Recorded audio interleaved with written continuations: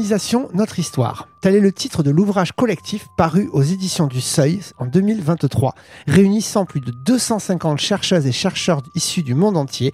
Un livre qui nous invite à regarder la colonisation française en face avec les yeux des colonisés et des colonisateurs.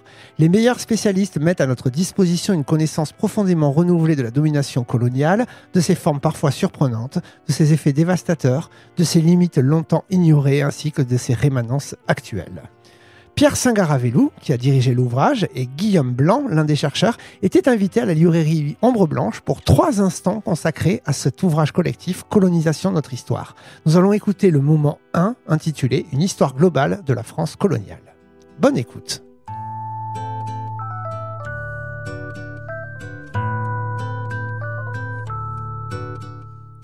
Bon, on va mettre un peu de climatisation parce qu'on sent la température monter là.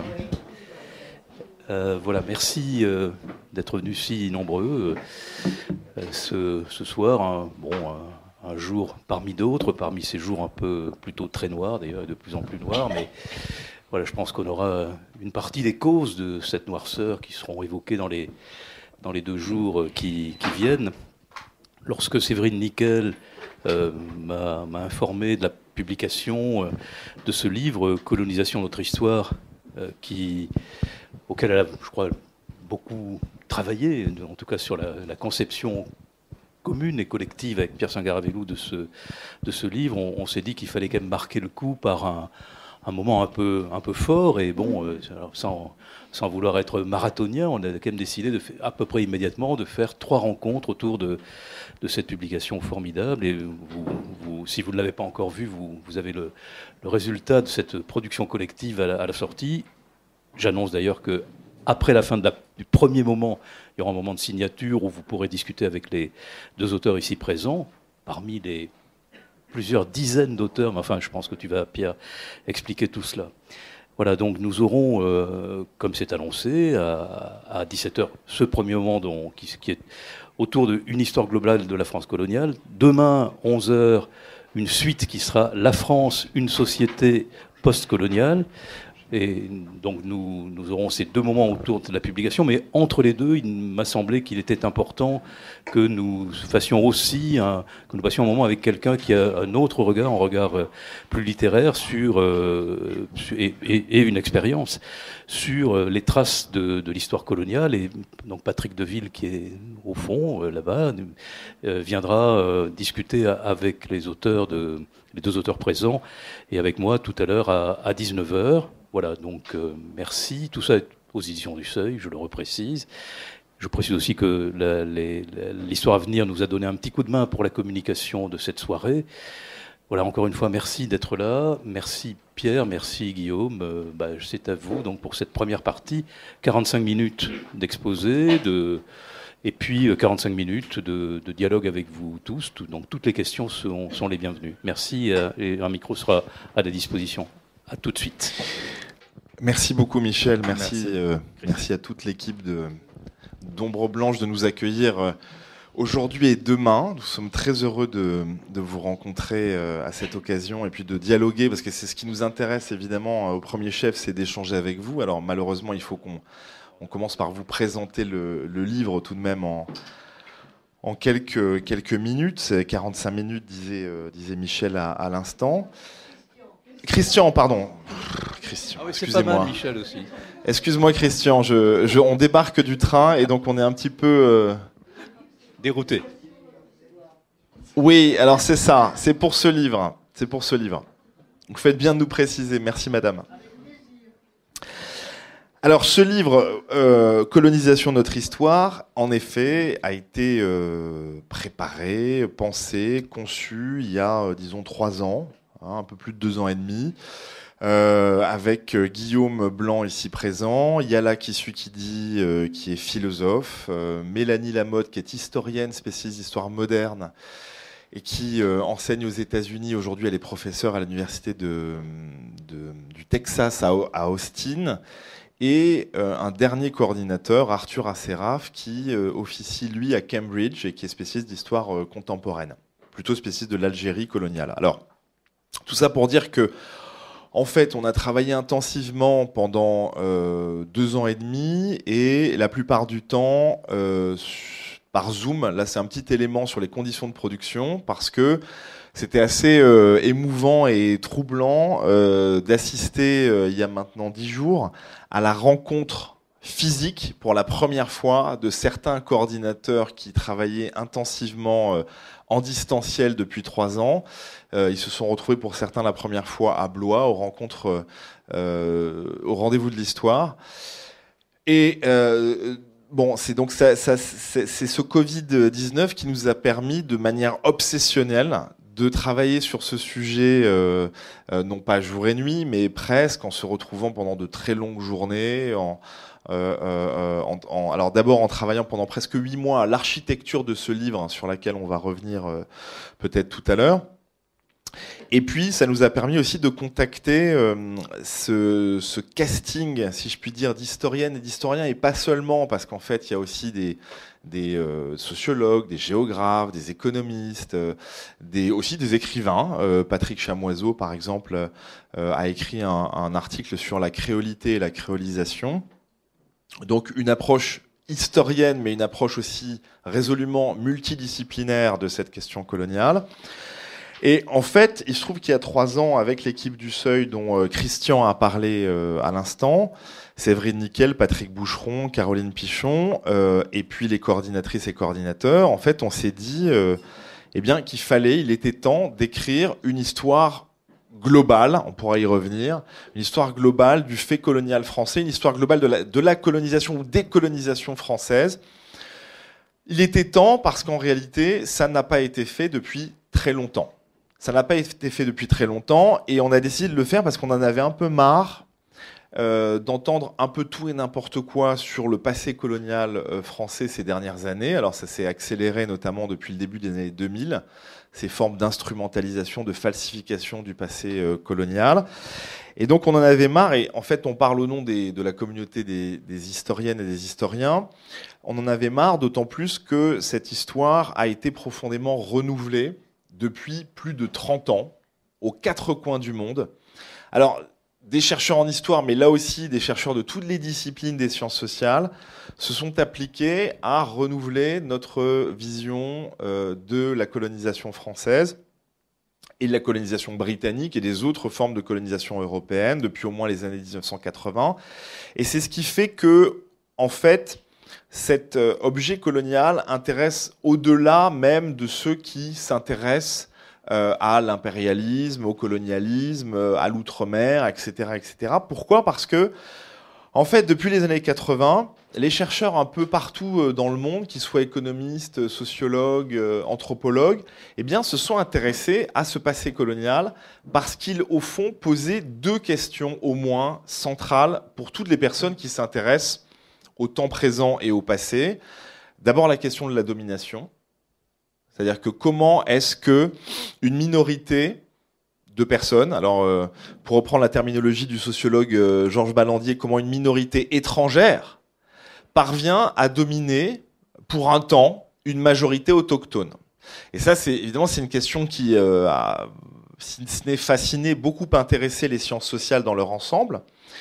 Et puis l'autre question, c'est sans doute la question de la mondialisation, puisqu'à partir des années 80, eh bien, on s'aperçoit qu'on entre dans une autre phase de la mondialisation qui s'intensifie, qui n'est pas un phénomène nouveau, qui est un phénomène qui s'inscrit dans le temps et qui résulte notamment de cette mondialisation contemporaine, qui est une mondialisation impériale à partir de la fin du XVIIIe siècle, pendant tout le XIXe et au XXe siècle, une mondialisation dont les principaux vecteurs sont les empires coloniaux.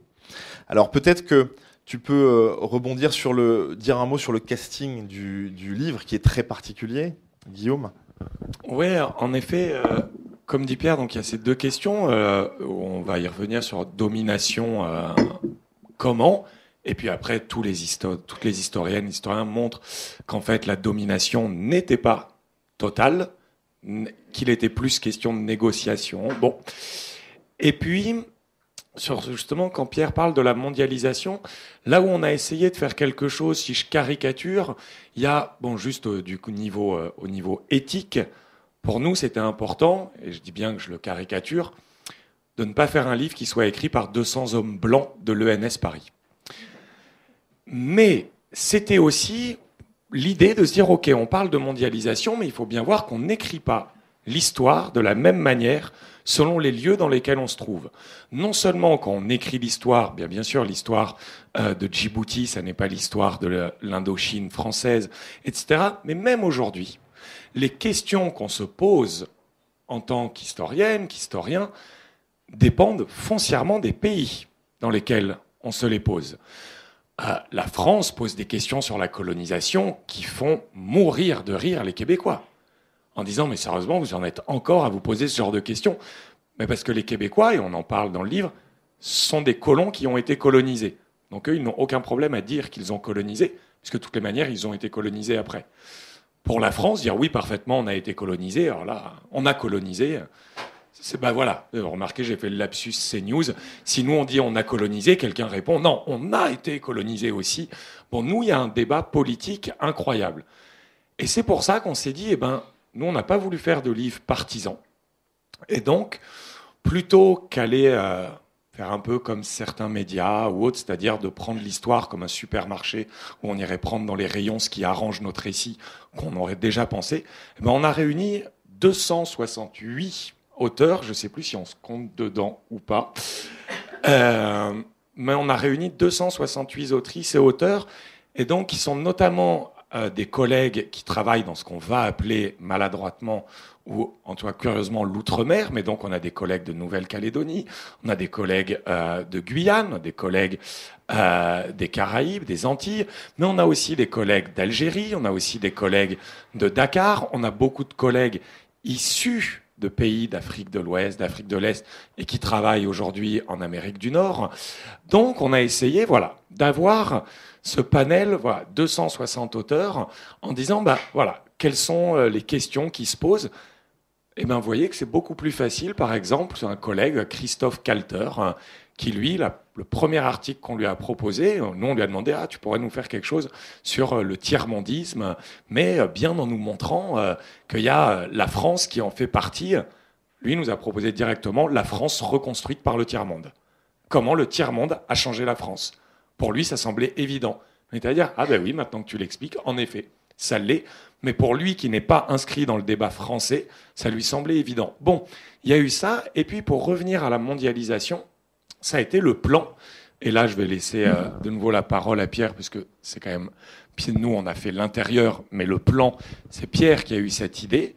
C'est qu'on a voulu faire un plan dans le livre qui redonne toute sa profondeur historique à la mondialisation, mais donc c'est pour ça qu'on va parler des mondes d'avant. Le bouquin remonte jusqu'au XVe siècle, mais je dis bien remonte parce que en fait, on ne part pas du XVe siècle. Le livre, il part de 2022. Et la fin se termine au XIVe, XVe siècle. Et ça, je pense qu'on peut en dire deux mots avant de faire quelques thématiques sur l'architecture, le pourquoi. Oui, alors juste avant de revenir sur le pourquoi, peut-être sur le casting dont tu as parlé, c'est pas du tout évident cette présence de nos collègues des universités, des départements et territoires d'outre-mer. Oui, la plupart du temps, on les entend pas en métropole, on ne lit pas leurs travaux, et si on évoque uniquement le cas de nos collègues, par exemple des Antilles françaises, de la Martinique, de la Guadeloupe, ils travaillent plus régulièrement avec les universités états-uniennes qu'avec les universités métropolitaines. Donc là, il y avait un enjeu très important pour nous parce que évidemment qu'il y a des thèses qui sont produites, des livres, des articles de recherche en nombre sur ces questions-là et sur bien d'autres. Et puis d'autre part, il y avait une autre question importante pour nous, pour traiter cette histoire globale, comme tu l'as dit, de la colonisation française. Il fallait donner à entendre, à lire la voix des chercheurs issus de ces anciennes colonies, qui là aussi, en fonction des régions, produisent plus ou moins de travaux sur ces questions-là. Et donc, il est bien beau de parler d'une histoire à part égale, mais si on s'intéresse pas à la manière dont ces historiennes, ces historiens au Vietnam, au Sénégal, en Amérique du Nord travaillent sur ces questions, eh bien, évidemment, il manque quelque chose. Et donc ça, c'est un point important pour nous, et bien au-delà, évidemment, des anciennes colonies dans le reste du monde. dans l'Amérique latine, en Asie, etc. Donc ça fait que près de la moitié de ces 268 auteurs travaillent à l'étranger, et ça c'est la première fois en France qu'on réunit autant d'auteurs étrangers qu'on traduit pour la première fois aussi. C'est évidemment, ça a un coût, c'est pour ça que le seuil a été moteur dans ce dispositif. Et là aussi, ça a été un travail de coordination considérable, parce que ça signifie que nous, en amont, il fallait évidemment qu'on construise cette armature pendant ces longs mois avant de solliciter les collègues. Alors ça, c'est un point qui est important pour nous, parce que cette histoire globale ne s'écrit pas de la même manière ailleurs dans le monde. Il y a une espèce d'école française, si je puis dire, qui la joue collectif. C'est-à-dire, vous avez peut-être lu ou feuilleté l'histoire mondiale de la France, l'histoire du monde au XVe siècle, l'histoire du monde au XIXe siècle, l'histoire de l'exploration du monde, les grandes découvertes des autres, etc., etc. Donc il y a toute une série comme ça d'entreprises collectives depuis une dizaine d'années. Mais on pourrait remonter plus loin dans le temps, dans les années 70, à l'époque de Georges Duby, où il y avait toutes ces grandes histoires de la France urbaine, de la France rurale, etc. Et c'est important de noter qu'en fait, nous sommes beaucoup à être convaincus, en France et ailleurs, naturellement, que cette histoire mondiale de n'importe quel sujet, que ce soit l'histoire mondiale de Toulouse, ou l'histoire mondiale de la France, ou l'histoire mondiale de la colonisation française, elle ne peut pas être écrite à une seule main.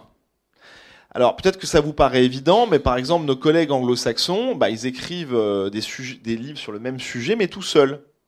Ils vont écrire une histoire de l'Empire britannique, une histoire de l'Empire français, une histoire du monde au XIXe siècle, tout seul. Elle sera évidemment tout aussi intéressante, mais vous comprenez bien que vous n'y trouverez pas du tout la même chose, puisque ça sera essentiellement un travail de seconde main, de la part de quelqu'un qui, aussi brillant soit-il, va essentiellement synthétiser des travaux préexistants, et puis évidemment les interpréter, avec une interprétation qui peut être très personnelle. Là, en l'occurrence, ce livre, il est fondamentalement polyphonique, c'est-à-dire que nous confions chaque sujet, et puis on va peut-être évoquer ensuite des exemples pour que vous compreniez mieux, chaque sujet à des spécialistes qui en fait lisent les archives dans les langues vernaculaires, en Kwakangu au Vietnam, en Iroquois ou Lakota en Amérique du Nord, en Wolof pour l'Afrique de l'Ouest, etc., etc. Et donc vous voyez bien que ces dizaines, ces centaines de langues, ces archives éparpillées aux quatre coins du monde, 268 chercheurs ne sont pas trop, évidemment, pour essayer de restituer cette infinie diversité, cette infinie variété. Alors tu disais, l'architecture compte beaucoup, et on commence par la fin de l'histoire précisément pour expliquer que c'est pas la fin. C'est-à-dire, on commence par le temps présent, et le temps présent, on en discutera beaucoup demain, et on vous donne rendez-vous demain à 11h pour parler de cette France postcoloniale avec un point d'interrogation, et en fait du monde postcolonial en général, c'est-à-dire des anciennes colonies aussi françaises. Naturellement, on va parler de la France-Afrique, de toutes ces questions demain matin à partir de 11h. On a voulu commencer par la fin pour précisément montrer que ça n'est pas la fin, et s'affranchir d'une vision téléologique de l'histoire en remontant le cours du temps. Donc tu l'as dit, il y a une première partie sur le temps présent, le temps postcolonial, des années 60 à nos jours, une deuxième partie sur les décolonisations des années 1930 aux années 1960, une troisième partie sur l'empire colonial contemporain des années 1815 aux années 1930, une quatrième partie sur l'empire colonial dit moderne, vous savez, au XVIIe et XVIIIe siècle. Et puis, tu l'as dit, une nouveauté qu'on ne retrouve nulle part ailleurs. C'est la première fois, c'est un peu notre coup de force historiographique, si je puis dire. Même si ça avait été fait pour telle ou telle colonie, ça n'a jamais été fait à l'échelle de tout l'Empire français. Une cinquième grande partie sur les mondes d'avant. Les mondes d'avant, c'est toutes ces sociétés, y compris la société française, avant la colonisation, c'est-à-dire avant l'intrusion européenne dans ces différentes régions du monde. Et donc je dis y compris la société française parce que Patrick Boucheron et Romain Bertrand écrivent dans cette partie un chapitre en utilisant un titre volontairement provocateur. Ça s'appelle la France précolombienne, puisqu'il s'agit évidemment de déjouer de déjouer cette vision téléologique habituelle que nous avons. Pour étudier cette période d'avant la colonisation, nous parlons de temps précolonial. Et temps précolonial, évidemment, c'est par définition un terme téléologique comme évidemment le temps précolombien, hein, comme si en fait toutes ces sociétés n'attendaient qu'une seule chose pour se réaliser, la colonisation, et notamment la colonisation européenne ou l'arrivée de Christophe Colomb. Bon.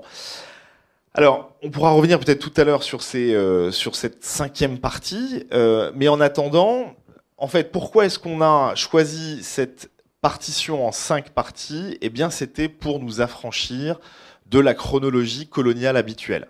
Quand vous lisez un livre d'histoire coloniale, généralement, quel que soit le sujet, quelle que soit la région du monde concernée, l'Algérie, le Vietnam, etc., eh bien, immanquablement, l'ouvrage va commencer par les conquêtes. Alors en plus, c'est génial parce qu'à chaque fois, la conquête, on arrive à identifier très clairement quasiment un jour, une année, un mois. Alors qu'en fait, quand on regarde les choses plus précisément, notamment par le bas, ce que les historiennes et les historiens aiment bien faire, c'est-à-dire pas seulement ce que nous racontent les gouvernements officiellement, « Ah, nous avons conquis l'Algérie en 1830 ». Ça, c'est ce que j'ai appris à l'école, au collège et au lycée, bon, il y a maintenant quelques années. Bon, on sait évidemment, vous savez tous qu'en 1830, eh bien, c'est la prise d'Alger et que la conquête de l'Algérie va être extrêmement lente, difficile, hésitante d'ailleurs dans les 10 premières années, et que en fait cette conquête, eh bien, elle est, disons, effective à partir des années 1870 et encore, les mouvements de résistance vont subsister. Donc, s'affranchir de cela, ça veut dire qu'il faut évidemment travailler sur la période qui précède, d'où ce qu'on a dit sur les mondes d'avant. Mais ça veut dire aussi que les indépendances ne marquent pas la fin de la période coloniale de manière nette et précise. Et c'est pourquoi nous avons 2 parties sur la question des décolonisations et puis le temps présent, puisque c'est une évidence maintenant pour vous, puisque on parle de cette France-Afrique depuis des mois, hein, et on s'aperçoit évidemment, on travaille sur... On entend parler de ces phénomènes de continuité depuis 1960 jusqu'à la fin du XXe siècle. Eh bien, il fallait absolument resituer les moments coloniaux français dans l'histoire longue des sociétés autochtones. Ça permet de relativiser évidemment toute une série de phénomènes, de les comparer et puis de comprendre aussi la spécificité de cette colonisation française.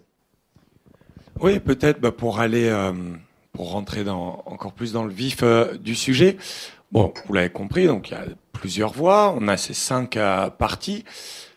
Alors c'est vrai qu'on pense jamais à le dire, mais c'est aussi que bon, le bouquin est gros, vous l'avez vu, si vous avez besoin de caler une bibliothèque. Il est gros, mais il est beau. Et il est beau, mais c'est surtout qu'il est pas chiant.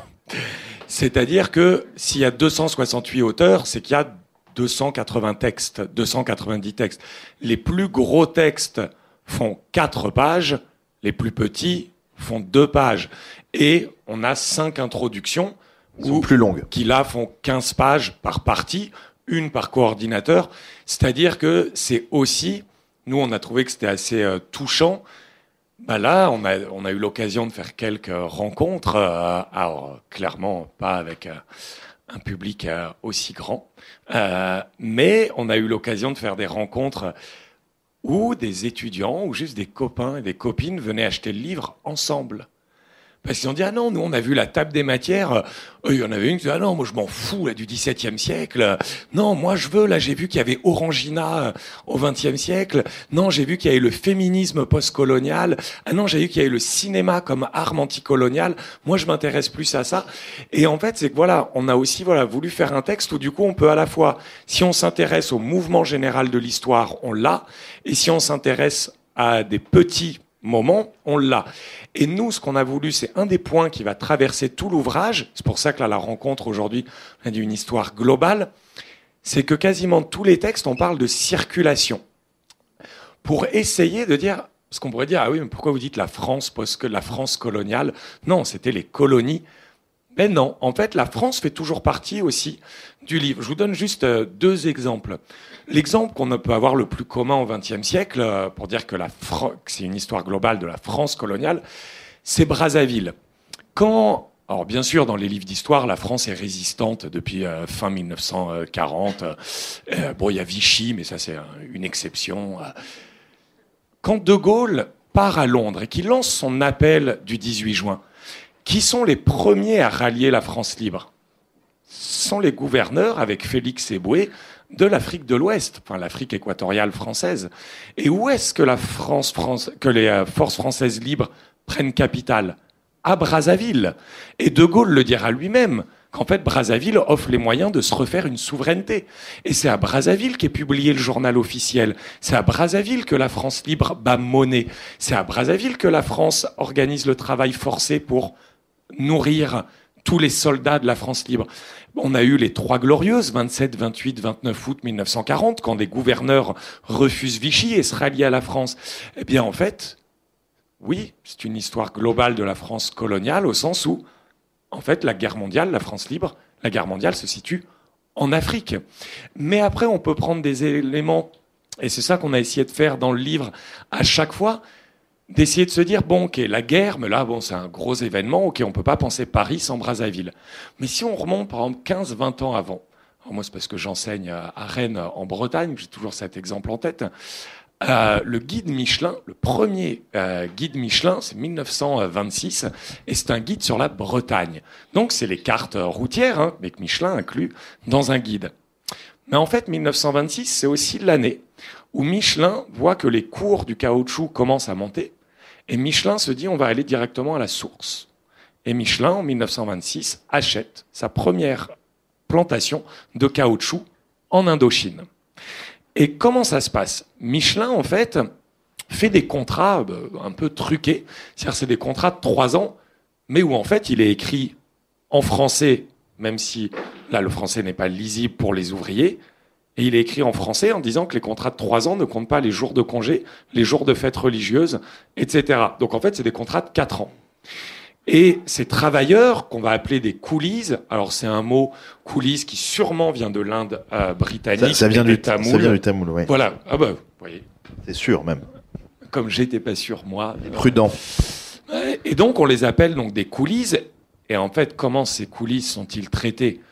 C'est pas d'eau potable dans les plantations, c'est des morts de dysenterie, du choléra, c'est la violence des contremaîtres, etc., etc. Et c'est des révoltes aussi des coolies. Des révoltes en 1930 qui commencent à être bien plus importantes que ce que Michelin croyait. Et en même temps, qu'est-ce qui se passe en France? C'est l'invention du tourisme. Et donc, c'est les Bretons, mais surtout en fait les plus riches de la société française, qui découvrent le dépaysement qu'offre le parcours en voiture le long d'une falaise où on voit la mer. Donc la beauté de l'océan qui n'est plus accessible qu'aux romantiques du 19e siècle, mais à tout le monde. Et donc les Français découvrent ce plaisir, ce dépaysement, cette détente, et puis découvrent le plaisir de la route.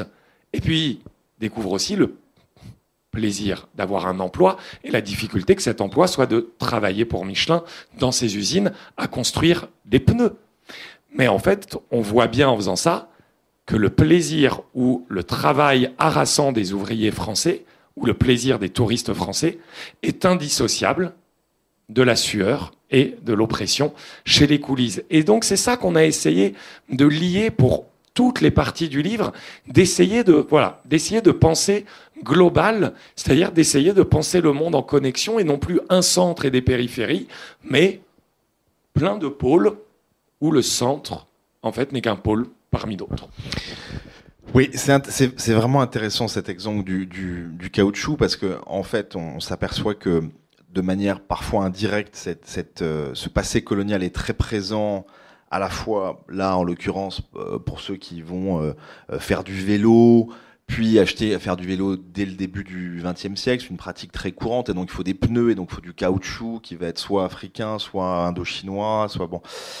Ensuite, on va avoir une automobile. Bon, ça vaut pour tout un tas de choses, et pour les périodes précédentes également, puisque on sait qu'au XIXe siècle, en France, comme en Grande-Bretagne, on observe une explosion des caries dentaires.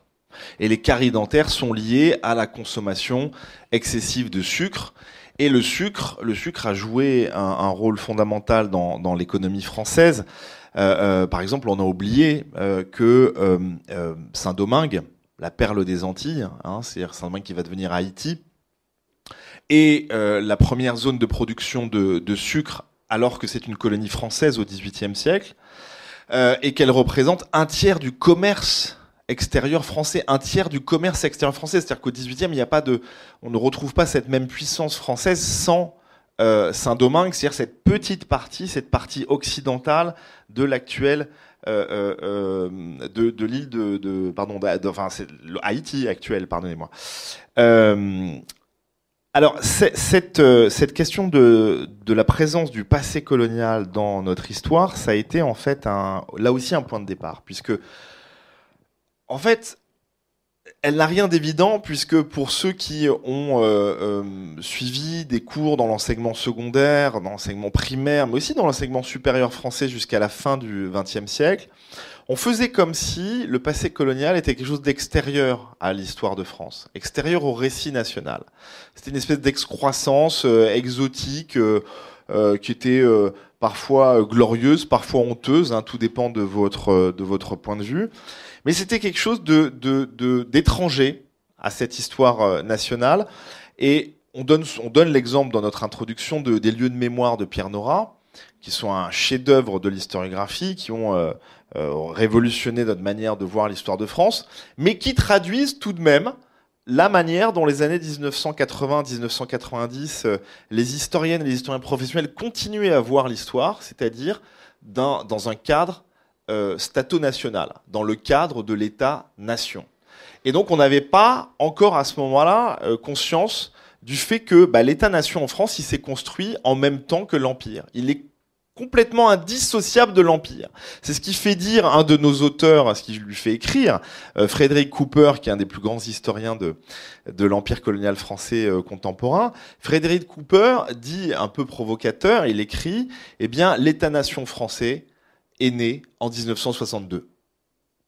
Bon, évidemment que l'État-nation français, il est né un peu avant. Alors, contrairement à certains polémistes, il n'est pas né au XIIIe siècle ou au VIIe siècle de notre ère. Non, il est né en fait dans la deuxième moitié, je dirais, du XIXe siècle. On peut se mettre d'accord là-dessus, nous, historiennes et historiens.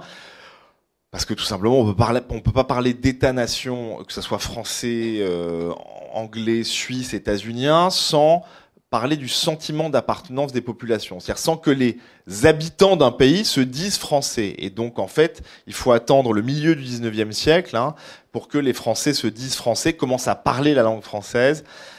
Et donc, c'est précisément au moment où l'empire colonial s'étend aux quatre coins du monde. Donc, c'est pourquoi il faut étudier ces deux phénomènes ensemble. Alors, là, vous comprenez mieux pourquoi l'ouvrage est intitulé « Colonisation, notre histoire », parce que cette question fait partie de notre histoire. Mais comme l'a dit Guillaume, elle fait partie de notre histoire pas seulement parce que votre papa, votre grand-père a été appelé en Algérie, ou parce qu'il aurait été militant du FLN, ou parce qu'il aurait été, je ne sais pas, soldat dans telle ou telle colonie. Non, elle fait partie de notre histoire parce que cette histoire coloniale, elle a profondément marqué la plupart des institutions dans lesquelles nous travaillons, certaines grandes entreprises, les villes dans lesquelles nous vivons, et les paysages urbains, on pourra y revenir. Bon, c'est pour ça que c'est notre histoire, pas uniquement en raison de nos histoires familiales, même si évidemment nos histoires familiales sont bien souvent marquées d'une manière ou d'une autre par ce passé. Alors, il faut peut-être dire un mot sur le titre lui-même, la première partie du titre, colonisation au pluriel. C'est très important pour nous parce que c'est aussi pour lutter contre toutes les formes d'essentialisation de l'histoire coloniale. En fait, cette histoire coloniale, elle a été infiniment plurielle. Il ne s'agit pas là de relativiser quoi que ce soit, mais il s'agit tout simplement d'essayer de restituer, parce que c'est notre métier, la diversité des situations coloniales, dans l'espace et dans le temps. Et le problème, si vous voulez, c'est qu'en France, on se focalise bien souvent sur une situation coloniale et bien souvent un moment très précis. Alors pour ne pas le citer, souvent la guerre d'Algérie, la guerre de libération ou d'indépendance de l'Algérie, pendant quelques années. Il se trouve que, bon, c'est très important évidemment comme moment, et pour cause, ça a marqué la mémoire de nos familles, encore une fois, qu'elles soient des familles d'appelés, de rapatriés ou d'enfants de l'émigration maghrébine. Mais l'histoire de l'Empire français, elle a été infiniment plus diverse. On en parlera demain peut-être avec les territoires d'outre-mer, dans le Pacifique, dans les Antilles et ailleurs. Sans parler de l'Antarctique et de la Terre d'Adélie, hein, mais le colonisation au pluriel, c'est très important pour comprendre, au fond, ne serait-ce que les difficultés qu'ont les historiens et les historiennes eux-mêmes à discuter. Parce qu'ils ne parlent pas toujours de la même chose. Et parce que, tu l'as évoqué en introduction, il y a une forme de tension quand on analyse une situation coloniale entre l'intérêt que l'on porte et que l'on accorde au phénomène de domination, la domination se trouvant au cœur de toute situation coloniale. Donc ça, c'est très important, évidemment, d'y accorder de l'importance et de l'étudier en détail. Et en même temps, nous, en tant que chercheurs, on s'intéresse aussi aux capacités de résistance, aux capacités d'action. C'est ce qu'on appelle l'agency en anglais. Donc en français, on dit agentivité, mais enfin, c'est moche, c'est plutôt capacité d'action des acteurs, des femmes et des hommes du passé, qui, en fait, presque toujours, ont réagi à cette intrusion étrangère. C'est-à-dire qu'il y a très peu de cas où les populations, il y en a, hein, où les populations ne font que subir. Le cas, évidemment, paroxystique sont les génocides. Donc, en Tasmanie, la population est génocidée. En Australie, les aborigènes, eh bien, si vous voulez, au 19e siècle, ils sont chassés et empaillés par les populations européennes. Donc, je vous fais pas de dessin. Et ils n'accèdent pas à la nationalité australienne jusqu'en 1967, je crois, quelque chose comme ça. Bon, c'est-à-dire qu'ils ne sont pas considérés, si vous voulez, comme des humains parmi d'autres, hein, jusqu'à la seconde moitié du 20e siècle. Mais de l'autre côté, il y a évidemment, alors dans l'Empire français, on peut trouver des situations évidemment extrêmement difficiles sans aller jusqu'au génocide. Tu as parlé du travail forcé, la situation des populations autochtones au Congo, par exemple, dans le cadre du régime concessionnaire. Il faut évidemment l'étudier en détail, mais elle n'a rien à voir, par exemple, avec, je sais pas moi, les habitants des établissements français de l'Inde. À Pondichéry, Chandernagore, Karikal, Yanaon. Et il est important évidemment de revenir sur ces diverses situations parce que les expériences de ces populations n'ont rien à voir. Et donc il suffit d'envisager le cas du Maghreb en comprenant bien que l'expérience des Marocains et celle des Algériens ou celle des Tunisiens n'a pas été la même pour plein de raisons, hein, en raison évidemment des guerres de décolonisation, en raison du statut de ces différentes possessions, qui n'est pas le même, puisqu'il y a des protectorats dans un cas, avec le maintien des structures autochtones, des souverains, le sultan du Maroc, alors qu'en Algérie, eh bien, les territoires vont être, comme vous le savez, assimilés à la métropole. Donc c'est-à-dire qu'en 1848, eh bien, le gouvernement français décide d'assimiler administrativement le territoire algérien en le transformant en 3 départements, Alger, Oran, Constantine. La particularité, c'est que la population ne sera pas assimilée.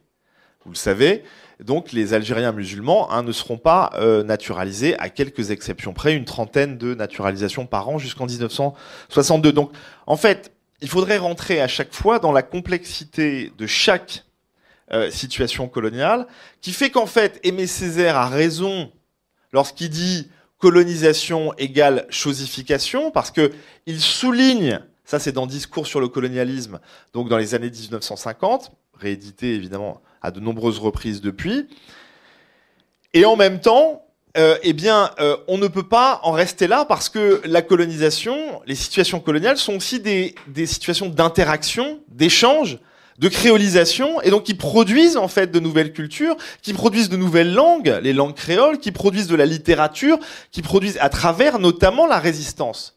Parce que le créole, la littérature, quand on pense à Kateb Yassine, Nedjma, en Algérie, au lendemain de la Seconde Guerre mondiale, la pensée politique, Ho Chi Minh, Aimé Césaire, eh bien, ce sont à chaque fois des outils de résistance qui produisent en fait des effets culturels majeurs et qui sont le résultat aussi de cette colonisation. Ouais, pour continuer là-dedans, effectivement, c'est ça qui est. En fait, il s'agit juste de changer le point de vue. Si là, c'est un personnage dont on parle de plus en plus, mais nous, on a trouvé ça intéressant. Par exemple, Albert Camus. On a beaucoup lu la guerre d'Algérie à travers Albert Camus. D'ailleurs, généralement, quand on parle d'Albert Camus, on parle de guerre d'Algérie. Or, Albert Camus, il a cette grande phrase. Alors, il disait qu'il n'était pas pour les massacres commis par l'État français en Algérie. Mais il avait cette phrase j'aime la justice, mais j'aime plus ma mère. Et du coup, c'était pour dire ne posez pas de bombes, le FLN, etc. Sans juger du tout. Par contre, il y a tout aussi intéressante comme histoire de prendre, par exemple, Mouloud Ferraoun. Mouloud Ferraoun, qui est un instituteur francophone, mais algérien, d'abord né indigène musulman, puis ensuite devenu français musulman d'Algérie. Et Mouloud Ferraoun, quand en 1954, il y a la Toussaint Rouge en novembre, puis la guerre débute, il va d'abord voir les Félagas, mais il revient et dit qu'il n'a pas aimé spécialement ce qu'il a vu. Mais en même temps, il va aussi voir les commandants français avec qui il est, ou le commandant, parce qu'il note ça dans son carnet, Mouloud Ferraoun, il lui dit, si tu continues à nous parler, toi tu vas recevoir un coup et tu iras rejoindre tes copains Félagas au cimetière. Et puis Mouloud Ferraoun, il se met à entretenir une correspondance, notamment avec Albert Camus. Et, alors, tristement, c'est que Mouloud Ferraoun va en fait lutter, il va passer du côté indépendantiste, et on le voit dans son carnet. Parce qu'en fait, ce que Ferraoun dira à Camus, il y a un moment, Camus s'insurge, parce que Camus dit, un moment, la France, en 59, la France impose que les Français d'Algérie aient besoin d'un passeport pour rentrer en Algérie. Et Camus dit, comment ça, j'ai besoin d'un passeport? Je suis né ici. Et Ferraoun lui répond en lui disant, tu vois, la différence, c'est que nous, on s'est jamais fait d'illusions. Parce que nous, on a toujours eu besoin d'un passeport pour aller en France. Toi, tu dis que tu veux pas besoin de passeport parce qu'ici, c'est la France. Alors pourquoi est-ce que moi, j'aurais besoin d'un passeport? Puisque là-bas aussi, c'est la France. Et Ferraoun lui dit, mais nous, on s'est pas fait d'illusions. Et il a cette belle phrase où il dit, il y a eu rencontre, il y aurait pu avoir mariage, et nous avons choisi. Et nous avons choisi l'indifférence et la domination. Et il le dit, tout le reste n'est que mensonge, tout le reste n'est que discours. Et il dit de Camus, de Robles et de...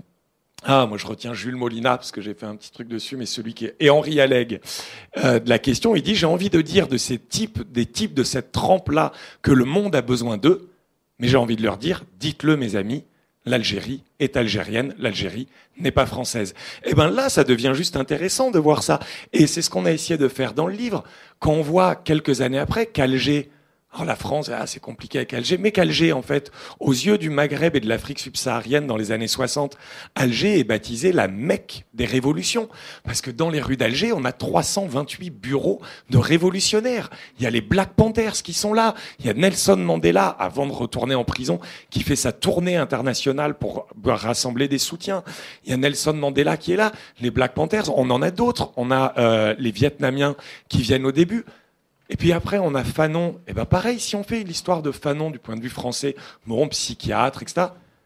Mais là, dans l'ouvrage, on a par exemple un collègue de Nouvelle-Calédonie, Eddy Banaré, qui nous montre les révoltes de Nouvelle-Calédonie, et il nous fait un superbe article, le fanonisme en Nouvelle-Calédonie. Et il montre l'ampleur du fanonisme dans les années 60-70. On est parti aussi, on a essayé de ne pas oublier le Québec. Le Québec, on a l'histoire, grâce à Mélanie Lamotte surtout, au XVIIe siècle, quand là c'est le royaume de France. Et puis quand ensuite les Canadiens français se font coloniser, d'abord gagner les plaines d'Abraham en 1759, les Britanniques gagnent. Et donc les Québécois, les Canadiens français deviennent décolonisés. Et là on a des collègues québécois qui ont écrit un super article qui s'appelle « Les Québécois des étranges colonisés ». Et il nous fait l'histoire de cette anecdote, peut-être que vous la connaissez ou pas, en tout cas l'expression, si vous êtes d'âge à aller au Québec, vous connaissez, mais les Québécois appellent les Français les maudits français.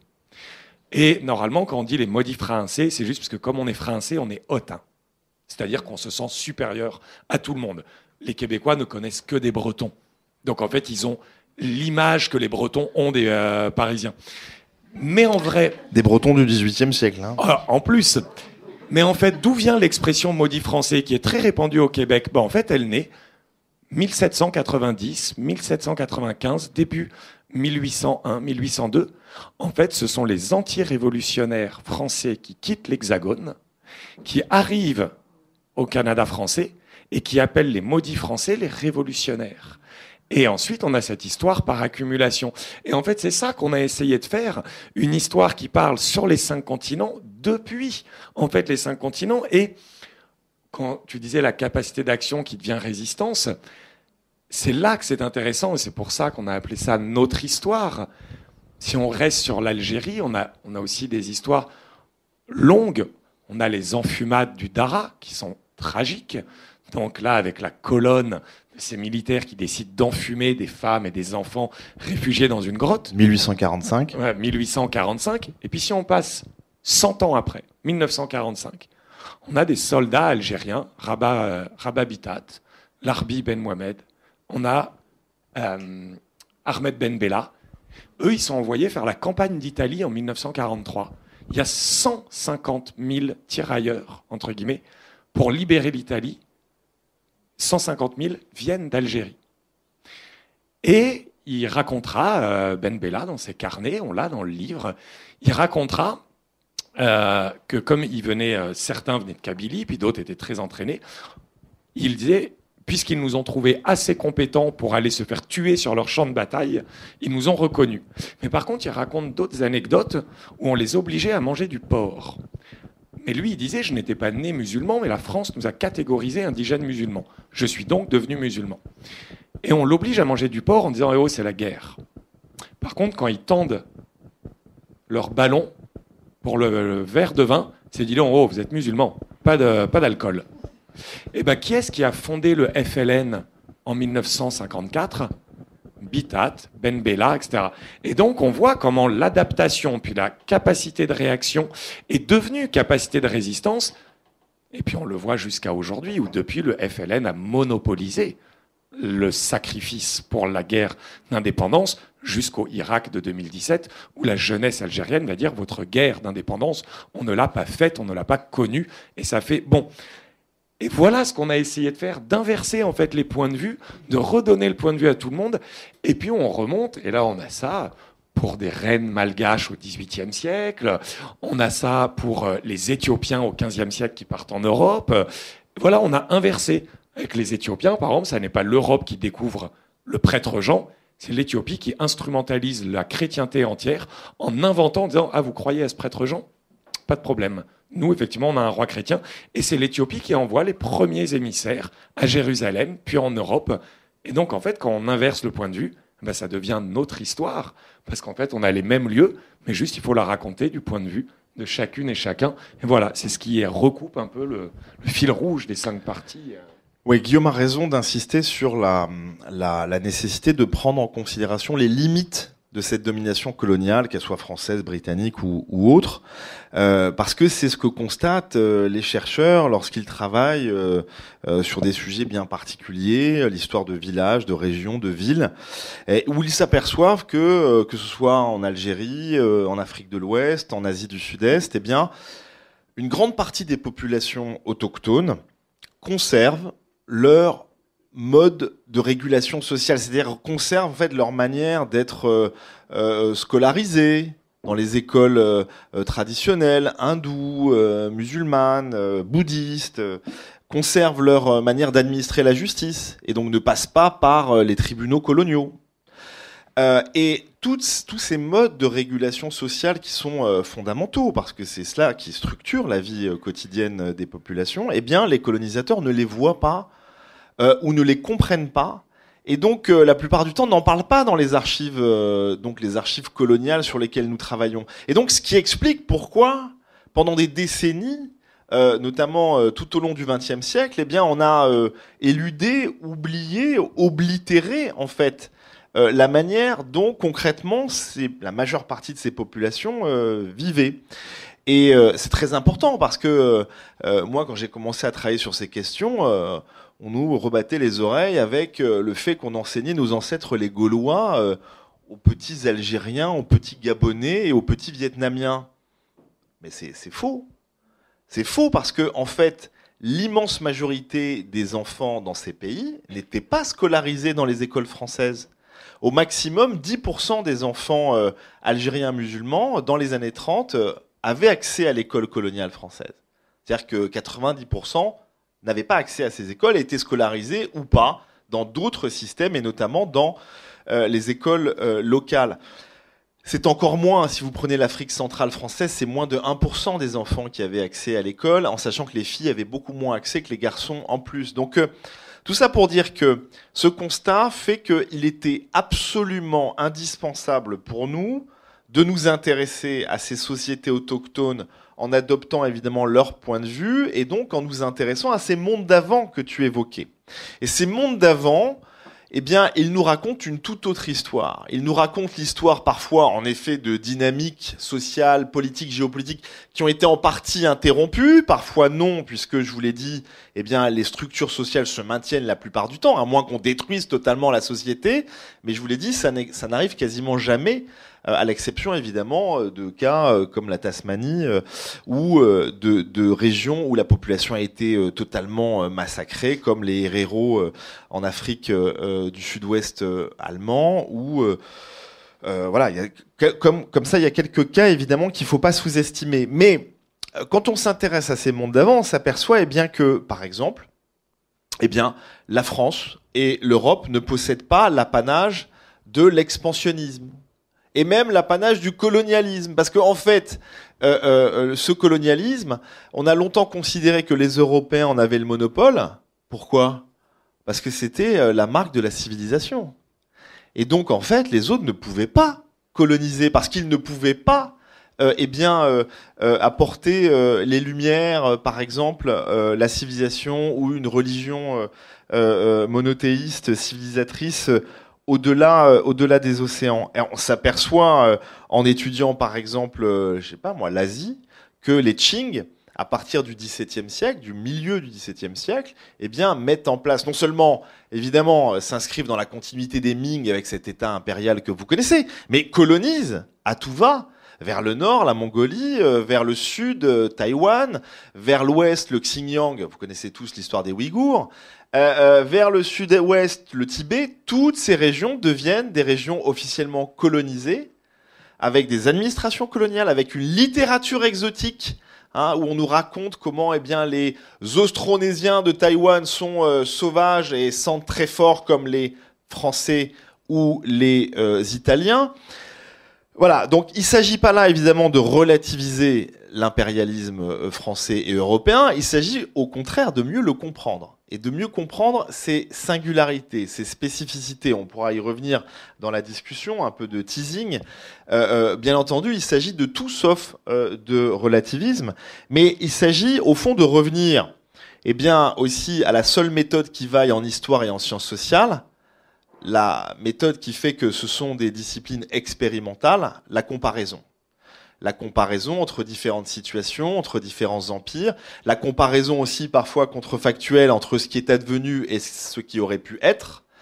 Ce livre est évidemment nourri de comparaisons parce que cette histoire globale ne peut se fonder que sur des comparaisons. Et donc, pour terminer, avant peut-être de lancer la discussion, cette cinquième partie, elle vous raconte comment d'autres formes d'expansionnisme ont pu exister en Afrique, en Asie, mais aussi comment d'autres formes de mondialisation ont précédé notre mondialisation impériale, celle dont nous vivons la suite en ce début de XXIe siècle, et celle, si vous voulez, qui est aujourd'hui contestée précisément par des puissances qui nous expliquent, et nous ne les comprenons pas, qu'elles sont en train de refermer la parenthèse très courte de la domination occidentale. Si vous écoutez bien et vous prêtez oreille à ce que disent Xi Jinping en Chine ou Narendra Modi en Inde, évidemment qu'ils défendent une vision idéologique de l'histoire, mais une vision qui se fonde aussi sur le fait que leurs deux pays représentaient à la fin du XVIIIe siècle plus de la moitié de l'économie mondiale. L'Inde moghole au XVIIIe, c'est plus que l'Europe tout entière en termes de production économique. Donc, de leur point de vue, c'est comme cela qu'ils expliquent ce tournant actuel du début du XXIe siècle. Et il était important pour nous de montrer qu'avant cette mondialisation du XVIIIe qui se fait officiellement sous l'égide de l'Europe, eh bien, il y a eu toute une série de phénomènes d'intégration, d'interaction, de mondialisation. La mondialisation mongole au XIIIe et XIVe siècle, entre le Japon et la Méditerranée, la mondialisation de l'océan Indien, là encore où au XIVe et XVe siècle, où l'Europe joue un rôle marginal. Bon. Et enfin, nous terminons ce livre avec la question fondamentale des narrations, de la mise en récit de l'histoire. Voilà, parce que ça, c'est peut-être la question la plus importante pour nous, c'est comment est-ce qu'on écrit l'histoire. Guillaume l'a dit, on commence par écrire l'histoire, maintenant à l'écrire collectivement. Et donc ça, c'est un acquis très important qui nous permet évidemment de décentrer notre regard et surtout d'enrichir notre histoire. Il ne s'agit pas de réécrire l'histoire. C'est pas une approche révisionniste et évidemment encore moins négationniste. En fait, c'est comme ça que l'histoire s'écrit, en s'enrichissant au fur et à mesure, puisque chaque présent pose de nouvelles questions au passé. Et là, en l'occurrence, eh bien, notre présent pose la question de la mondialisation, pose la question de l'histoire globale, pose la question de l'histoire de la place des femmes, de la question environnementale, etc., etc. Ça ne veut pas dire que tout le reste n'existe plus. Au contraire. Ça veut dire que simplement il faut ajouter ces dimensions-là, relire ce que nous savons à l'aune de cela éventuellement. Et donc cette question de la narration nous a intéressés parce qu'il fallait aussi concrètement, il ne s'agit pas seulement comme ça d'une réflexion éthérée, il s'agit concrètement de réfléchir à la manière dont toutes ces populations ont raconté leur histoire. C'est-à-dire sur des peaux de bison pour les Indiens Lakota, avec les fameux contes d'hiver, dans des poèmes rimés en pays tamoul où en fait les poètes tamouls racontaient l'histoire du pays au XVIIe et XVIIIe siècle avec beaucoup plus souvent d'audace, d'ironie que les historiographes français du XVIIIe siècle. C'est aussi la manière dont ces différentes populations ont cartographié leur territoire et leur rapport au monde. Parce que l'Europe n'est pas la seule à avoir produit des maps mondes avant le XVIIIe siècle. Donc c'est cette question vraiment très importante pour nous au fond, des catégories de l'entendement historique, c'est-à-dire tous ces concepts que nous utilisons pour donner du sens à l'histoire. Ces concepts que nous utilisons, ces États-nations, ces révolutions industrielles, ces modernités, ces renaissances, tous ces concepts, évidemment, sont utiles. Enfin, il est utile de rappeler qu'ils ont été forgés par l'Europe, précisément au moment de l'expansion coloniale, pour structurer ce discours de l'Europe sur le reste du monde, et que si vous reprenez chacune de ces notions, et que vous adoptez cette approche mondiale, vous vous apercevez que l'Europe n'a à aucun moment le monopole sur, que ce soit évidemment la modernité, la révolution politique, la révolution industrielle, encore moins. On apprend plein de choses intéressantes dans l'ouvrage sur tous ces sujets. Alors, peut-être qu'on s'arrête maintenant. Oui, on va s'arrêter pour vous laisser, pas pour qu'on puisse essayer d'échanger. Je ne sais pas comment ça se passe, si quelqu'un fait passer le Ah, voilà. Ouais, désolé, on n'avait pas... Et oui, voilà, donc là, on a une petite demi-heure devant nous pour après vous laisser quand même une petite pause pour après continuer la discussion avec Philippe Deville. Patrick, pardon, on est nuls. Décidément. Et donc voilà, si vous avez des questions... Oui, il y a une question là. Ou une remarque ou une suggestion. Oui, bonsoir et merci pour cette présentation. Moi, j'ai pas du tout ni vu ni lu, donc j'ai une question qui est juste qui fait suite à la présentation que vous avez faite. J'ai été très marquée par le chiffre de 268 contributions. Vraiment, félicitations, ça n'a pas dû être évident et très sensible à la manière dont vous disiez qu'effectivement ça permet de parler des 5 continents, avec aussi la question des écoles disciplinaires si on parle d'université. Et j'irai donc ma question elle est d'aller un peu jusqu'au bout sur la question aussi des sources. Vous avez un tout petit peu parlé de ça à un moment donné en parlant de sources en langue étrangère, mais moi je pose la question en tant qu'anthropologue. Il y a toujours, à l'époque où il y a 15 ans j'ai commencé, j'avais fait un peu d'histoire, et il y avait ces grandes oppositions entre mémoire et histoire. L'idée que l'histoire serait entre guillemets les archives plus objectives que la mémoire. Quid en fait de la mémoire transmise par l'oral en fait dans des sociétés sans écriture, et quelle prise en compte on peut en avoir aujourd'hui? Est-ce que, pas forcément évident, mais on peut avoir un petit panorama du coup de la diversité des sources qui ont nourri toutes ces contributions là? Voilà. Oui, merci. Eh bien oui, alors, dans l'ouvrage, on ne retrouvera pas les sources en tant que telles, on les retrouvera dans les textes. On n'en aura pas la mention, parce que sinon, c'est ce qui fait que ce genre de bouquin n'existe pas.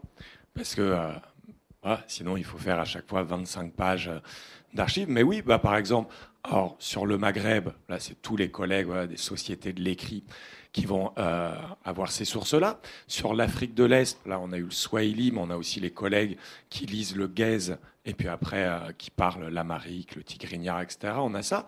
On a les collègues sur l'Asie. Mais là, bon, pareil, toutes les langues, en fait. Mais on a aussi l'anthropologie pour voir, c'est ce que... je ne sais pas si je vais réussir à vous voyez. Mais en fait, je vais peut-être te donner un exemple. Quand tu dis anthropologie, histoire, moi, on a un collègue qui est anthropologue et qui fait en fait aussi historien, Éric Joly, qui a écrit un article sur la charte du Mandé. La charte du Mandé... Il faut prendre le temps d'expliquer, parce que c'est un sujet... Voilà, la charte du Mandé, officiellement, c'est un texte qui a été écrit en 1275 par Souleymane Keïta, l'empereur du Mali. Et ce texte invente la démocratie. Des historiens ont dit, l'ont pris, ce texte... avant donc les nations occidentales, avant les nations européennes. Au XIIIe siècle. Donc avant de la démocratie, tu peux préciser, c'est un texte qui, apparemment, aurait aboli l'esclavage, déclaré l'égalité, l'égalité entre tous les hommes et toutes les femmes, etc. Voilà, c'est impossible. Un empire au XIIIe siècle, XIIIe siècle, démocratie, abolition. Bon, et là, du coup, l'anthropologie, qu'est-ce qu'a fait Éric Joly ? Lui, il s'intéresse. Dire, OK, quand est-ce que ce texte arrive ? Puis en fait, il a procédé à rebours. Il dit, bon, ce texte, il est formalisé à l'écrit vers 2002. Mais c'est marrant, c'est l'Office international de la francophonie qui le fait. Il s'est dit, bon, ça vient de qui ? C'est le Mali qui le revendique, et avec fierté. Et puis en fait, comment est-ce que ça venait ? Ça vient des années 90, où en fait, le Mali, avec l'Office international de la francophonie, a réuni tous les griots d'Afrique de l'Ouest. Et en disant, voilà, quelles sont vos traditions ? Et puis il y avait cette tradition qui ressortait beaucoup, la charte du Mandé. Et en fait, ils ont compilé tout ça, puis ils l'ont mis par écrit, article 1, article 2. Puis après, il s'est demandé, mais en fait, ça venait d'où ? Dans les années 70, il y a eu ça. En fait, dans les années 60, c'était au lendemain de la décolonisation, quand il fallait créer un récit national. Et comme le dit, parce que ce texte a énormément fait débat, des historiens ont dit, bien sûr que ce texte n'a aucune vérité historique. D'autres historiens ont dit, c'est facile, parce que c'est l'Afrique, ça n'a pas de vérité historique. Et Éric Joly le dit, mais en fait, on s'en moque que ce texte soit vrai ou soit faux. Ce qui nous intéresse, c'est de savoir, comment est-ce qu'il a été produit, et de deux, d'essayer de distinguer si ce texte fait histoire ou si ce texte fait mémoire. Mais puisque ce texte a une incidence sociale réelle, après tout, qu'est-ce qui nous intéresse, nous ? Quoi d'autre nous intéresse que la déclinaison sociale de ce qui fait histoire en société ? Parce qu'on s'en moque. Et voilà, et c'est comme ça qu'on a essayé de faire, donc là, avec des enquêtes orales, etc. Donc les sources sont partout, en fait, comme en histoire. Mais, et c'est ce que disait Pierre, c'est pour ça qu'il fallait être aussi nombreux. Moi, clairement, j'ai mis 10 ans à mal parler l'amharique. Je serais bien embêté déjà d'aller apprendre le tigrinya, qui est à la rigueur, mais d'aller apprendre le swahili, qui est à 500 km au sud. Là, il faut être 260, parce que chacun va pouvoir dire, oui, cette langue, oui, cette source, oui, ces poèmes, oui, ça... Voilà, du coup, il y a un peu de tout. Après, ce qui est intéressant aussi avec cette charte du Mandé, c'est que certes, on ne retrouve pas de traces avant 1960, mais la charte, comme tu dis, elle témoigne tout de même d'un phénomène historique qui est l'Empire du Mali, du XIIIe et XIVe siècle, qui est une des plus grandes formations politiques de l'histoire humaine. Et de la même manière que les aventures réinventées, parce que c'est évidemment tout ça, c'est une invention de la tradition et un roman national en Afrique comme en France, en Europe. En fait, le roman national, on le retrouve quasiment dans tous les pays à partir de la fin du 19e, et puis ça rejoue au moment des indépendances dans les années 60.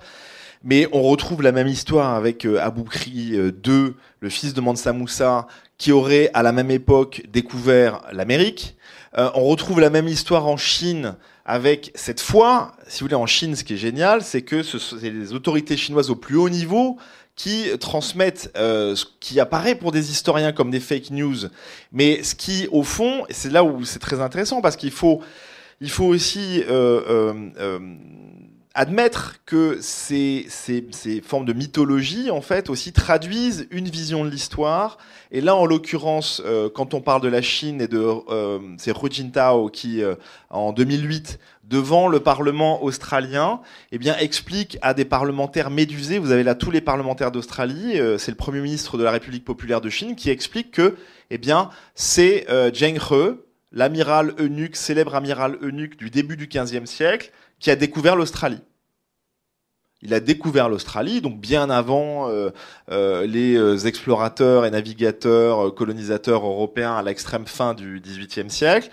Il aurait découvert l'Australie au début du XVe, et c'est ce qui explique pourquoi les nombreux Chinois d'Australie, eh bien, sont dans leur pays, hein, et sont à leur place, et que la Chine doit être un partenaire privilégié de l'Australie. Et il se fonde sur les travaux pseudo-historiques de Gavin Menzies qui explique que, eh bien, ce même Zheng He aurait découvert l'Amérique, ce qui est faux. Ce qui est faux. On sait que Christophe Colomb n'a pas découvert l'Amérique parce que d'abord elle était peuplée par toute une série d'Amérindiens qui étaient là depuis très très longtemps, mais qu'avant Christophe Colomb, des explorateurs vikings ont découvert l'Amérique, découvert avec des guillemets énormes. Bon. Et donc on retrouve en fait ces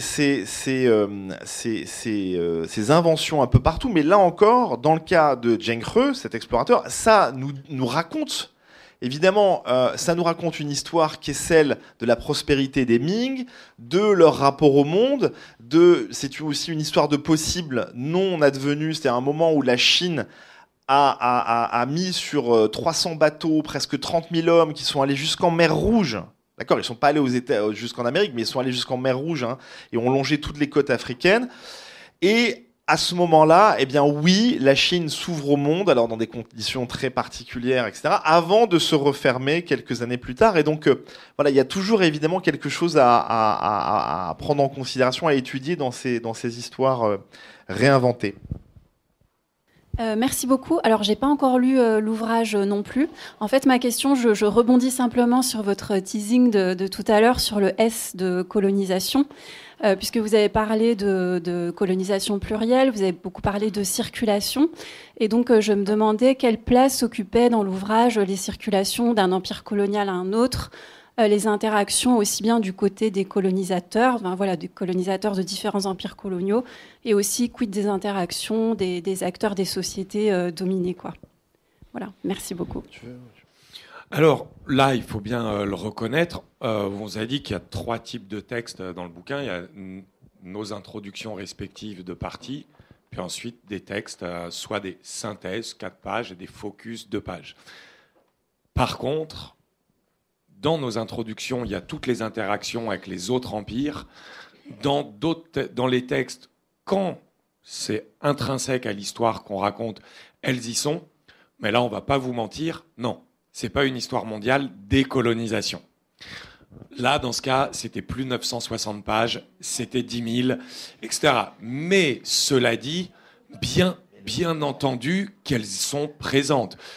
Quand on fait les décolonisations, par exemple la partie 2 qui est de 1930 à 1960, on explique bien que la décolonisation ne peut se comprendre que parce que c'est l'Inde qui donne le coup d'envoi en 1947. Et ensuite, pourquoi l'Inde rentre aux Nations Unies avec empressement? C'est pour libérer l'Indonésie qui est tenue par les Néerlandais. Et pourquoi les Britanniques s'en inquiètent? Parce qu'ils ont la Malaya juste au-dessus. Et pourquoi les Français sont encore plus paniqués? Parce que la guerre d'Indochine a déjà commencé. Donc, c'est en filigrane derrière, mais sans que ça soit des focus dessus. Par contre, les circulations, les interactions dominé-dominant, entre guillemets, là, c'est systématique dans le livre. À la fois pour essayer... Je parlais d'une princesse malgache, non? Et à chaque fois, je me dis qu'il faut que je note le nom parce que je l'écorche. Ravinona III. Eh ben, par exemple, selon les colons, c'est une princesse qui... Non? J'entends comme quand on est en amphi, j'entends un truc. Ah, une dignitaire malgache, princesse qui tombe dans la dépression. Mais en fait, les Britanniques et les Français la décrivent comme si c'était un peu dévergondé ou autre, ou parce que elle aurait découvert l'alcool qui ont amené les colons. Mais en fait, quand on prend les sources à rebours, quand on lit, en fait, ça nous montre juste une femme arrachée à son pays et qui sombre en fait en dépression. Et donc, voilà, on a essayé de montrer tout ça, le Albert Camus, Féraoun, mais on a aussi, par exemple, fait les tirailleurs marocains restés au Vietnam, où on a aussi fait les Vietnamiens réfugiés en France, ou les camps de réfugiés post-1962 en France. Donc, on a toujours essayé de montrer, et avec un effort, en fait, je caricature un peu, mais si on ne connaît rien à la colonisation, normalement, il faut quand même retenir qu'on va parler de domination. Mais quand on est historien, et en fait, quand on est un public, on va dire, qui s'intéresse à ça, tout le monde va insister sur la capacité d'action, sur la réaction. Et c'est même aujourd'hui, presque en histoire, mais c'est vraiment... vous êtes rayé de la communauté des historiennes et des historiens. Si vous dites pas, oui, mais je trouve que tu n'insistes pas assez sur la capacité d'action.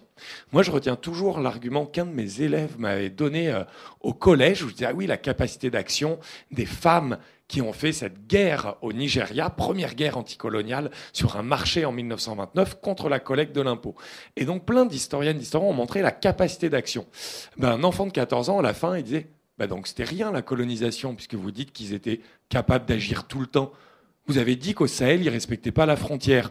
Vous avez dit qu'au Nigeria, ils étaient capables de faire ça. Vous avez dit... Et là, on commence à se dire, oui, alors c'est bien beau d'être historien en disant, oui, mais tu sais, l'agentivité... Du coup, on a essayé de montrer, mais l'expression de Romain Bertrand, à parts égales. On a montré qu'il y avait réaction, mais ça ne veut pas dire qu'il n'y avait pas domination.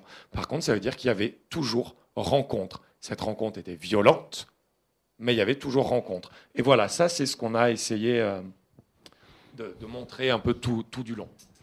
Juste un mot sur la question que vous posiez, la connexion entre les différents empires européens et les Européens entre eux. En fait, c'est une question qui est centrale, qui est omniprésente dans le livre, et pour cause, c'est sans doute la singularité de l'impérialisme européen qui est en jeu, c'est-à-dire de la colonisation française comme de la colonisation britannique, néerlandaise, etc. Elle se fonde, elle n'est possible que grâce à la coopération entre les différentes puissances coloniales et entre les populations européennes concernées. Je m'explique. Si vous prenez le cas de la conquête de l'Indochine, la conquête de ce qui va devenir la perle de l'Empire, eh bien, elle n'est possible que grâce à l'aide des Britanniques qui vont mettre à la disposition de la marine française les ports et les stations de charbon tout au long de la route des Indes, donc tout au long de des côtes africaines, puis Arabie, puis en Inde évidemment, jusqu'en Cochinchine. Et c'est grâce, si vous voulez, à cette aide de la marine britannique et des ports britanniques que la France, à partir de 1859, prend pied au sud du Vietnam. Bon. Et contrairement à ce qu'on a appris à l'école, l'histoire du XVIIIe au XXe siècle n'est pas une histoire de rivalité entre les empires européens coloniaux, mais c'est une histoire de coopération. Fachoda, c'est l'exception, si vous voulez. C'est-à-dire que, en fait, ça, c'est sans doute une des principales caractéristiques de l'impérialisme européen. Il est collectif, il est coopératif. Vous ne retrouvez ça nulle part ailleurs. C'est ce qui explique pourquoi ces tout petits pays, à l'échelle du monde, parviennent à étendre leur influence sur des zones aussi importantes. C'est parce qu'en fait, les Européens travaillent collectivement, travaillent ensemble, ce qui n'est pas le cas de l'Empire moghol, ce qui n'est pas le cas de l'Empire ottoman, pas le cas de l'Empire Qing, pour parler uniquement des empires modernes et contemporains. Donc ça, c'est le premier point. Et le deuxième point, et merci beaucoup pour votre question, parce que ça permet d'aborder cette fois une singularité du colonialisme français, c'est qu'en fait, l'empire colonial français a toujours manqué de bras. C'est-à-dire que l'émigration coloniale a toujours été insuffisante. Contrairement à ce que vous entendez sur le fait qu'il y avait une culture impériale, une culture coloniale en métropole, et que tout le monde avait bien conscience de l'empire, que, en fait, il y avait trop peu de vocation coloniale jusqu'aux années 1930-40. L'exception, c'est les années 30-40 avec Vichy qui est vraiment, et De Gaulle de l'autre côté, parce que ça marche dans les deux sens, qui place l'empire au cœur de leur idéologie politique et qui mettent le paquet du point de vue à la fois de la propagande et aussi des investissements. Mais à part ça, eh bien, les Français n'émigrent pas dans les colonies. Et donc, ça veut dire quoi? Ça veut dire qu'en Algérie, jusqu'à la fin du 19e, les Français sont minoritaires par rapport aux Espagnols, aux Maltais, aux Siciliens, aux Italiens. Donc ça veut dire que c'est pourquoi tout simplement le gouvernement français naturalise à la fin du 19e siècle les Européens d'Algérie pour que les Français ne soient plus minoritaires parmi les Européens d'Algérie, parce qu'il y a à ce moment-là un risque, on a oublié ce risque, c'est le risque de la sécession des Européens d'Algérie, comme les États-Unis l'ont fait par rapport à la métropole britannique, qu'une Algérie européenne devienne indépendante par rapport à la métropole française. Et donc on décide de naturaliser les Espagnols et les Italiens pour évidemment contrecarrer cette possible menace. Idem avec les Italiens en Tunisie, où les Français sont minoritaires. Et donc c'est en cela que vous comprenez que la colonisation française, comme vous le suggériez, en fait elle est la plupart du temps européenne davantage que française, et qu'il faut absolument élargir la focale et ne pas se concentrer sur... ne pas adopter uniquement un prisme national français pour comprendre ces phénomènes qui sont beaucoup plus complexes. Alors, vous avez parlé au tout début de l'instrumentalisation par certains médias de l'histoire coloniale et aussi par des politiques, on en a parlé. Comment est-ce qu'on fait, nous, pour, si ce n'est éteindre, au moins reconnaître ce genre de discours et pouvoir les éviter ou, je ne sais pas, faire quelque chose? C'est une question touchy. Alors, j'allais dire, comment reconnaître ce discours? Là, je vais vous faire une question hyper facile. Achetez le bouquin. Après, plus sérieusement, comment reconnaître ce discours? Bon, déjà, si c'est un discours qui sert à quelque chose, généralement, c'est de l'instrumentalisation.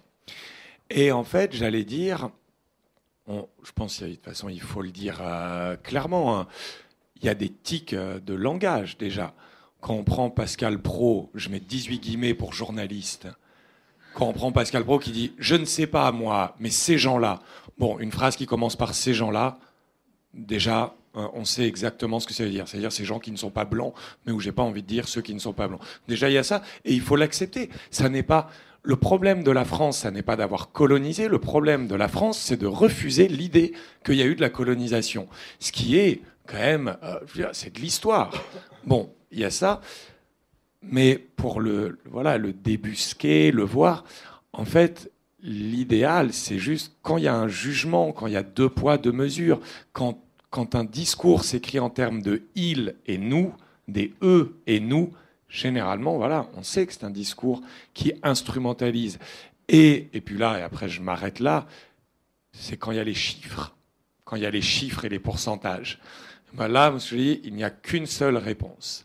Le discours sur le colonialisme d'Aimé Césaire, 1946, puis republié en 50 dans Présence africaine. Et Aimé Césaire qui dit « On me lance au visage des kilomètres de routes, des kilomètres de statistiques, des écoles qui auraient été construites, des hôpitaux qui auraient été amenés. » Et lui, il répond en disant « Moi, je vous parle de ceux qui sont en train de creuser à main nue le port d'Abidjan. Je vous parle de ceux qui sont morts pour le Congo-Océan. Je vous parle de ceux à qui on a savamment inculqué la peur, la traîtrise, le larbinisme. » Voilà, Aimé Césaire, 1946, pour répondre aux statistiques, c'est assez simple. Voilà. Oui, j'ajouterais, parce que je souscris à tout ce que tu viens de dire, mais l'une des manières, peut-être, le premier réflexe peut-être qu'on peut avoir quand on adopte le point de vue de l'histoire et des sciences sociales, c'est de refuser d'adopter précisément une approche comptable du passé colonial. C'est-à-dire que tous les commentateurs, que ce soit des commentateurs, des journalistes ou des hommes politiques, quelle que soit d'ailleurs leur appartenance politique, qui en fait dressent des bilans positifs ou négatifs de la colonisation, qu'ils soient exclusivement positifs ou exclusivement négatifs, évidemment, c'est une approche qui, pour le coup, nous empêche de comprendre la complexité de la domination coloniale, la complexité des situations coloniales, et on voit bien que derrière, évidemment, elles sous-tendent des positions idéologiques qui n'ont rien à voir avec ce passé colonial. Donc, Ensuite, c'est très compliqué parce qu'on voit bien que là, on vous dit ça, c'est pour ça que je vous remercie de cette question, parce qu'en fait, il n'y a pas de réponse facile. Et pourquoi je vous dis ça? Parce qu'en fait, on voit bien qu'à chaque fois que l'histoire avance, d'une certaine manière, elle progresse, parce que je le disais, elle s'enrichit de nouveaux questionnements, de nouvelles connaissances. Et par exemple, lorsque, je vous donne un exemple de quelqu'un qui a quitté la vie politique, on pourra en donner plein, François Fillon, lorsque il nie l'existence de la guerre au Cameroun. Je crois que c'est le discours fameux de Sablé-sur-Sarthe en 2017, il n'y a pas si longtemps. Bien à ce moment-là, seuls les spécialistes considèrent que c'est inadmissible, parce qu'évidemment qu'il y a une guerre au Cameroun, que dans ce livre, vous allez avoir plusieurs articles consacrés à cette question-là, que en fait, les soldats français ont même assassiné le principal leader qui, à ce moment-là, Ruben Oumniobé, qui, au milieu des années 1950, proposait un projet émancipateur pour son pays. Il a été assassiné d'une balle dans le dos par des soldats français au milieu des années 50. Son cadavre a été exposé, humilié à une partie de la population. Bon, enfin, peu importe.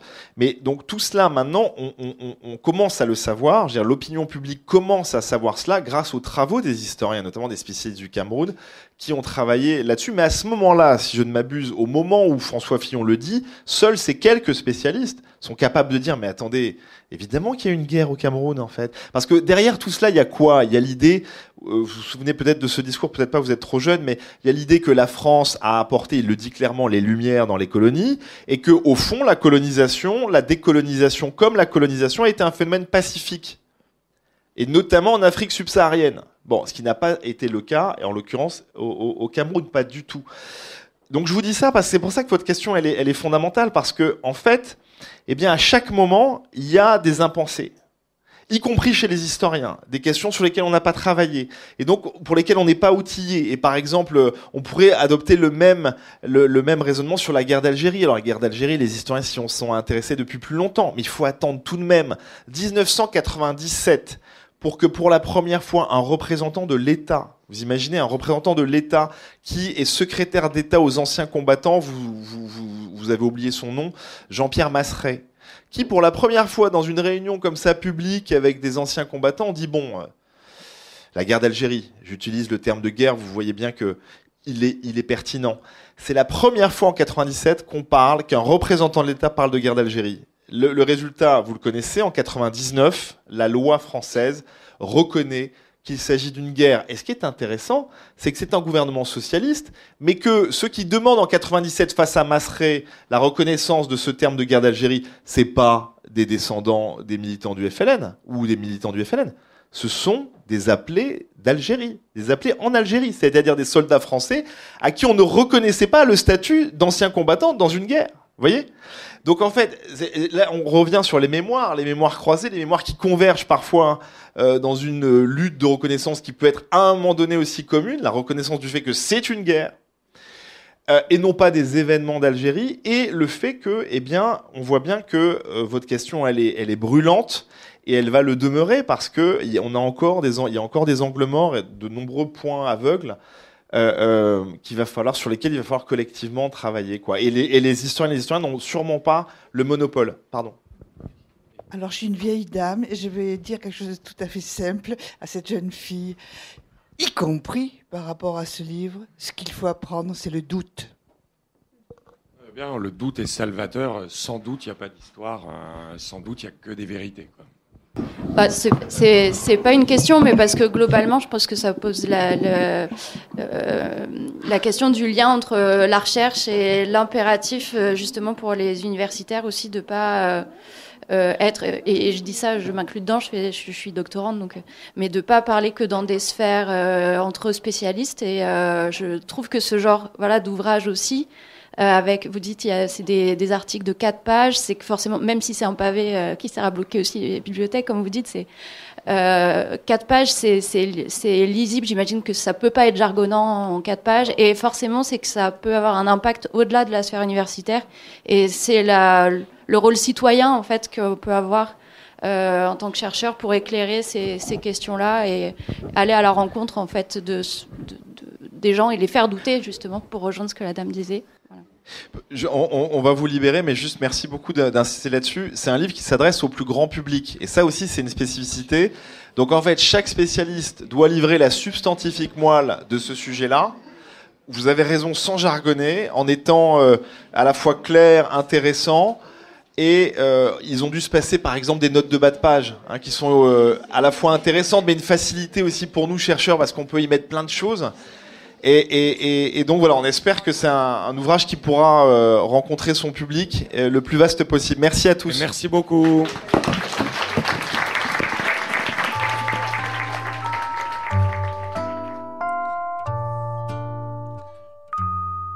Nous venons d'écouter Guillaume Blanc et Pierre Singaravelou à propos de l'ouvrage collectif Colonisation notre histoire, dirigé par Pierre Singaravelou. Il est professeur d'histoire contemporaine au King's College de Londres et à l'université Paris 1 Panthéon-Sorbonne. Il a publié auparavant de nombreux ouvrages sur l'histoire des empires, du fait colonial et de la mondialisation. Aux éditions du Seuil, Pour une histoire des possibles, en 2016, coécrit avec Quentin Deliermoz, Tianjin Cosmolis en 2017, Le Monde vu d'Asie en 2018, coécrit avec Fabrine Argounès, Décolonisation en 2020, coécrit avec Karim Michke et Marc Ball, et aux éditions Fayard, il a co-dirigé avec Sylvain Vénère l'Histoire du monde au XIXe siècle et le Magasin du Monde en 2020, avant de diriger l'ouvrage collectif Colonisation notre histoire, paru aux éditions du Seuil en 2023. La rencontre que vous venez d'écouter a été enregistrée le vendredi 20 octobre à la librairie Ombre Blanche. Réalisation, montage et mise en onde du podcast Radio, avec la collaboration de Radio Plus et Radio Terre.